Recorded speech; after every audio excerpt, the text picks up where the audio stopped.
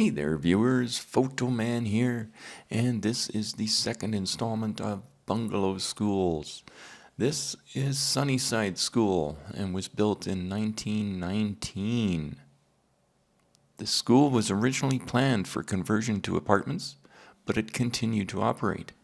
The school is part of the SunnySide Calgary community, which has roots in the 1880s.